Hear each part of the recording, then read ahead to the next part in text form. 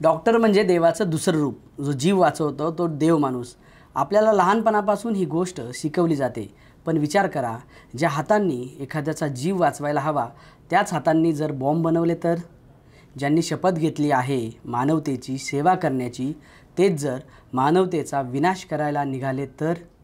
तुम्हाला वाटत असेल मी एखाद्या चित्रपटाची कथा सांगतोय, पण नाही, दुर्दैवानं हे आजचं वास्तव आहे आणि हे वास्तव इतकं भयानक आहे की ऐकून तुमच्या पायाखालची जमीन सरकेल। दिल्लीत जो स्फोट झाला त्यानंतर आपल्या यंत्रणांनी, आपल्या एजन्सीजनी जी माहिती समोर आणली ती धक्कादायक आहे। आपण कल्पनेतही विचार करू शकत नाही त्यापेक्षा भयंकर हे षड्यंत्र होतं। आजच्या व्हिडिओमध्ये आपण याच पांढऱ्या कोटमागच्या काळ्या सत्याचा पर्दाफाश करणार आहोत।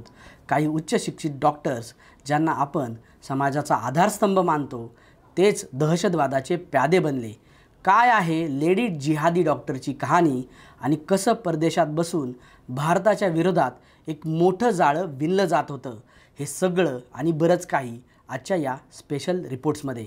त्यामुळं हा व्हिडिओ शेवटपर्यंत नक्की पहा, कारण हे सत्य जाणून घेणं प्रत्येक भारतीयासाठी गरजेचं आहे। नमस्कार, मी कृष्णा वरपे आणि तुम्ही पाहताय थोडक्यात। मित्रांनो, ही गोष्ट सुरू होते 2023मध्ये। आपल्या गुप्तचर यंत्रणांना एक टीप मिळाली होती। देशाच्या काही भागांमध्ये एक सिक्रेट नेटवर्क ॲक्टिव्ह झालं आहे। ग्राउंडवर काम करणारे खबरी आणि NIAचे अधिकारी एका निष्कर्षावर पोहोचले होते की देशाच्या आतच आपल्या लोकांमध्ये राहून एक मोठं रॅडिकल नेटवर्क उभं केलं जातं आहे। पण प्रश्न हा होता की याची मुळं नक्की कुठं आहेत, याचा मास्टरमाइंड नक्की कोण आहे? जेव्हा तपास सुरू झाला तेव्हा जे धागेदोरे हाती लागले ते पाहून तपास अधिकारीही थक्क झाले। हे धागेदोरे जाऊन पोहोचले एका डॉक्टरपर्यंत, एक अशी महिला डॉक्टर जी आपल्या मेडिकल प्रोफेशनचा वापर करून दहशतवाद पसरवण्याचं काम करत होती। आज जग तिला ओळखतं डॉक्टर शाहीन शाहिद या नावानं। जेव्हा डॉक्टर शाहीनची चौकशी झाली तेव्हा तिनं जे काही सांगितलं ते ऐकून अंगावर काटा येतो। इंडिया टुडेने मिळवलेल्या माहितीनुसार डॉक्टर शाहीननं कबूल केलं आहे की तिनं आपल्या मेडिकल प्रोफेशनचा आणि एज्युकेशनल नेटवर्कचा वापर करून जैश-ए-मोहम्मद या दहशतवादी संघटनेसाठी भरती सुरू केली होती। तिचं टार्गेट कोण होतं माहिती आहे? अशिक्षित किंवा गरीब लोक नाही, तर उच्च शिक्षित तरुणी, विशेषतः ज्या मेडिकल क्षेत्रात आहेत। तिने जमात उल मोमिनात या महिला विंगसाठी नेटवर्क पसरवण्याचं काम केलं। विचार करा, एक डॉक्टर जी स्वतः इतकी शिकलेली आहे ती दुसऱ्या शिकलेल्या मुलींना, डॉक्टरांना कसं काय ब्रेन वॉश करू शकते, कसं त्यांना दहशतवादाच्या मार्गावर आणू शकते? पण मित्रांनो, डॉक्टर शाहीन या साखळीचा एक भाग होती। या सगळ्यामागे एक अजून मोठं डोकं काम करत होतं, मौलवी इरफान। GMC अनंतनागमध्ये काम करणारे मेडिकल स्टुडंट्स आणि डॉक्टर्स यांना रॅडिकलाइज करण्यात, म्हणजेच त्यांची माथी भडकवण्यात या मौलवी इरफानचा मोठा हात होता। तोच पहिला दुवा होता ज्यानं तपास यंत्रणांना इशारा दिला होता की काहीतरी मोठं शिस्त आहे। डॉक्टर शाहीननं चौकशीत हेही सांगितलं की ती मसूद अझहरच्या बहिणीच्या संपर्कात होती। होय, हा तोच मसूद अझहर आहे जो भारताचा सर्वात मोठा शत्रू आहे। ही मॅडम काय करायची? ती social media, medical welfare groups आणि NGO यांचा वापर करायची। वरून दिसायला हे सगळं समाजसेवेचं काम वाटायचं। कोणाला शंकाही येणार नाही की या ग्रुप्समधून पैशांची देवाणघेवाण होते, ती दहशतवादासाठी। तिनं दिल्ली MCR आणि उत्तर प्रदेशात अनेक गुप्त मीटिंग्स घेतल्या। तिथे संशयित तरुणांना बोलावलं जायचं, त्यांना दहशतवादी विचारधारेची ओळख करून दिली जायची आणि फंडिंगशी जोडलं जायचं।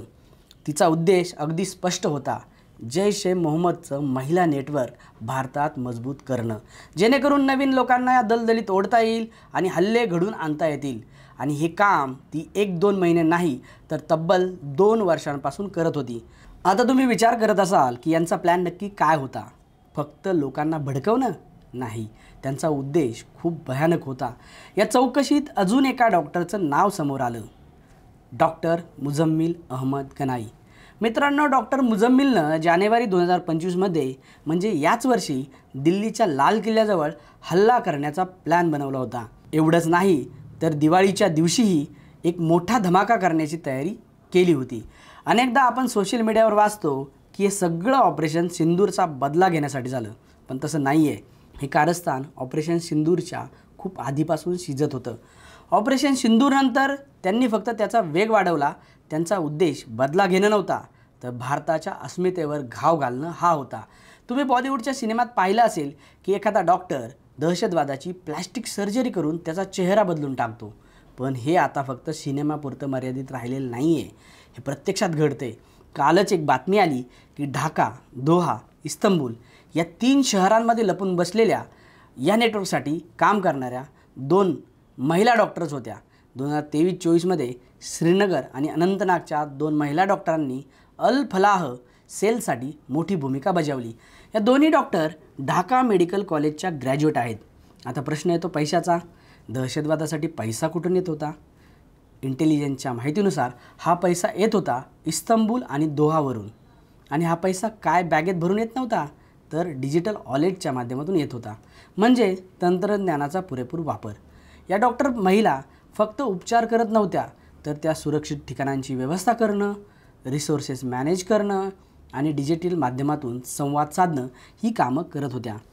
तपास अधिकाऱ्यांना त्यांच्या फोनमध्ये 400पेक्षा जास्त इन्क्रिप्टेड चॅट्स सापडले आहेत. म्हणजे कोड लँग्वेजमध्ये बोलणं, जेणेकरून कोणालाही पत्ता लागू नये. विचार करा, हे जाळं किती खोलवर पसरलं आहे. परदेशातून फंडिंग, भारतातले शिकलेले डॉक्टर्स आणि टार्गेट आपले सण, आपली ऐतिहासिक स्थळं. दिल्लीतून अजून एका डॉक्टरला अटक झाली. नाव डॉक्टर सज्जाद अहमद मल्ला. हा पुलवामाचा राहणार आहे. त्याच्याकडे MBBS आणि MD या 2 डिग्र्या आहेत. त्याने फरीदाबादच्या त्याच हॉस्पिटलमध्ये काम केले जिथं उमर नबी नावाचा दहशतवादी काम करायचा. डॉक्टर सज्जादचा संबंध थेट जैश-ए-मोहम्मदशी होता. तो आपल्या मेडिकल प्रोफेशनचा बुरका पांघरून दहशतवादाला खतपाणी घालत होता. आता मला सांगा, आपण कोणावर विश्वास ठेवायचा जेव्हा इतके उच्च शिक्षित लोक, ज्यांच्या हातात डिग्री आहे, स्किल आहे, ते जर देशाच्या विरोधात उभे राहत असतील तर शिक्षणाचा काय उपयोग? मित्रांनो, इथे खूप मोठा प्रश्न उभा राहतो. आपण नेहमी म्हणतो बघा, शिका, मोठे व्हा, देश सुधारेल. पण इथे तर शिकलेली लोकच देश संपवायला निघाली आहेत. एक डिग्री तुम्हाला स्किल देऊ शकते, कौशल्य देऊ शकते, पण ती तुम्हाला कॅरेक्टर, चारित्र्य देऊ शकत नाही. या डॉक्टरांकडे वैद्यकीय ज्ञान होतं, पण माणुसकी नव्हती. त्यांच्याकडे बुद्धी होती, पण ती बुद्धी त्यांनी विनाशासाठी वापरली. आणि सगळं पाहिल्यावर माझ्या तरी मनाला एक प्रश्न अस्वस्थ करतो. आपण एका अनऑफिशियल वॉरमध्ये आहोत का? म्हणजे एक असं युद्ध जे अधिकृतपणे घोषित झालेलं नाही, पण आपल्या आजूबाजूला सुरू आहे. या देशाचा सोशल फॅब्रिक म्हणजे सामाजिक विण खूप मजबूत आहे, पण त्याला तोडण्यासाठी शत्रू वेगवेगळे मार्ग वापरतोय. कधी आंदोलनांचा आधार घेतला जातो, कधी परदेशी फंडिंगचा वापर होतो, तर कधी कधी पॉलिटिकल खेळ खेळल्या जातात. आज इतके डॉक्टर्स पकडले जात आहेत, तेव्हा देशाचा आत्मविश्वास डगमगण्याची वेळ आली आहे. आपण रुग्णालयात जातो, डॉक्टरांवर देवासारखा विश्वास ठेवतो, पण जर त्या कोटच्या मागे एक अतिरेकी लपला असेल तर? आणि दुर्दैव बघा, आपल्या देशाची सिस्टम अशी आहे की गुन्हेगारांनाही पळवाटा मिळतात. आपल्या देशात दहशतवादासाठी मध्यरात्री कोर्ट उघडलं जातं, पण लाखो सामान्य लोकांच्या केसेस पेंडिंग आहेत. आपल्या देशात लाखो बांगलादेशी येतात, बोगस वोटर ID बनवतात, आधार कार्ड बनवतात. ब्लॉक लेवलपासून ते स्टेट लेवलपर्यंत आपली सुरक्षा कशी काय कॉम्प्रोमाइज होते? कोणीच कसं यांना अडवत नाही. हे आता लपून राहिलेलं नाही. आपला शत्रू हुशार आहे. तो शस्त्रांचा वापर तर करतोच, पण त्यासोबत तो आपली सिस्टम, आपला कायदा, आपली टेक्नॉलॉजी आपल्याच विरोधात वापरतो आहे. तो आपली दुखरी नख ओळखतो. त्याला माहिती आहे भारतीयांना कसं जातीपातीत अडकून ठेवायचं, कसं धर्माच्या नावावर लढवायचं. आपण इथे TV डिबेट्समध्ये एकमेकांना अंधभक्त आणि चमचे म्हणून शिव्या देण्यात व्यस्त आहोत, आणि तिथे शत्रू आपलं घर पोखरतो आहे. बॉर्डरवर उभ्या असलेल्या सैनिकाला माहीत असतं की त्याचा शत्रू कोण आहे. समोरून गोळी आली की त्याला उत्तर देता येतं, पण आपल्या शहरात, आपल्या हॉस्पिटलमध्ये, आपल्या समाजात लपलेल्या या पांढरपेशा शत्रूला कसं ओळखायचं, ही खरी लढाई आहे. पण मित्रांनो, हे सगळं ऐकून घाबरून जाण्याचं कारण नाही. आपल्या सुरक्षा एजन्सीज, आपले पोलीस, NIA हे दिवस रात्र काम करत आहेत. नुकतीच जमात-ए-इस्लामी या संघटनेशी संबंधित अनेक ठिकाणी छापेमारी झाली. 25पेक्षा जास्त ठिकाणी रेड्स पडल्या. अनेक कागदपत्र, डिजिटल गॅजेट्स जप्त करण्यात आली. हे नेटवर्क मुळासकट उखडून टाकण्यासाठी जीवाचं रान करत आहे आपली यंत्रणा. आपण एक सामान्य नागरिक म्हणून काय करू शकतो? आपण टॅक्स भरतो, महागाई सोसतो, तरीही देशावर प्रेम करतो. क्रिकेट मॅच जिंकल्यावर किंवा 15 ऑगस्टच्या परेडमध्ये आपली छाती अभिमानानं फुलून येते. ही देशभक्तीच आपली ताकद आहे. फक्त गरज आहे ती डोळसपणे पाहण्याची. आपल्या आजूबाजूला काय घडतं यावर लक्ष ठेवा. शिक्षण महत्त्वाचं आहेच, पण त्यासोबत मुलांवर काय संस्कार होत आहेत, ते कोणाच्या संपर्कात आहेत हे पाहणंही तितकंच महत्त्वाचं आहे.